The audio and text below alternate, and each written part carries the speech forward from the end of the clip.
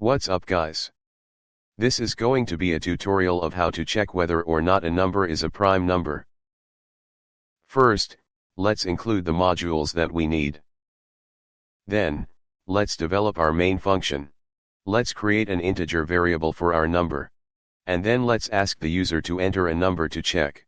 We will then assign the user input to the integer variable we made earlier. Now, we're going to pass the number to a function that will determine whether or not it is a prime number. The function doesn't exist yet, so let's make it. We're going to accept an integer variable and name it number. Remember that 0 and 1 are neither prime nor composite, therefore let's create a condition that if the number is less than 2, it will output that the number is not prime.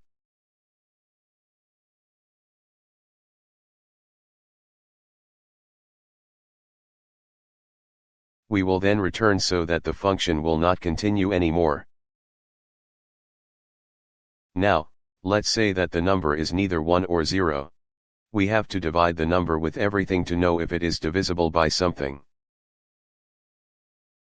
Therefore we have to create a loop and then divide it with 2 first. We cannot start with 1 because everything is divisible by 1.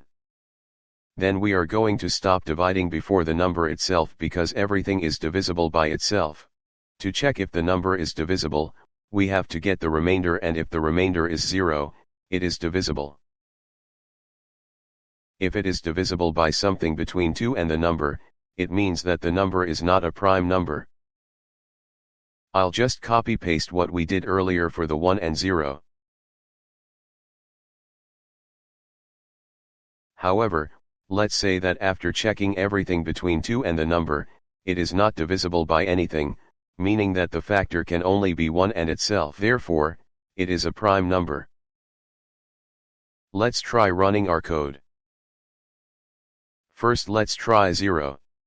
It then says that it is not prime. Then let's try 1. It also says that it is not prime. Let's try 2. It says that it is prime, which is correct. Let's try 3. It says that it is prime, which is also correct. Now let's try something that is not prime. Hooray! It works. However, there is a way to make our code more efficient. It is by stopping at the half of the number. Let's take number 10 for example. 1 and 10 are valid factors. So is 2 and 5.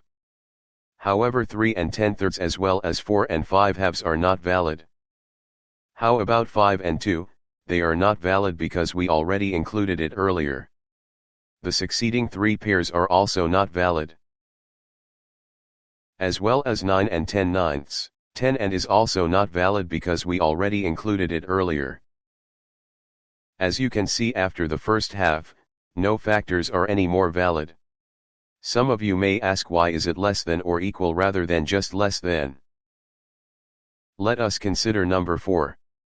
1 and 4 is valid, but 2 and 2 is also valid, which is exactly the half of 4, therefore we also have to check the half of the number. The rest are not valid though. Anyways, let's check if our theory works. Voila, it still works and we made our code more efficient. Let's try another number. Perfect. Thank you guys for watching and I hope you learned something new. Please like and subscribe and comment topics that you want me to discuss.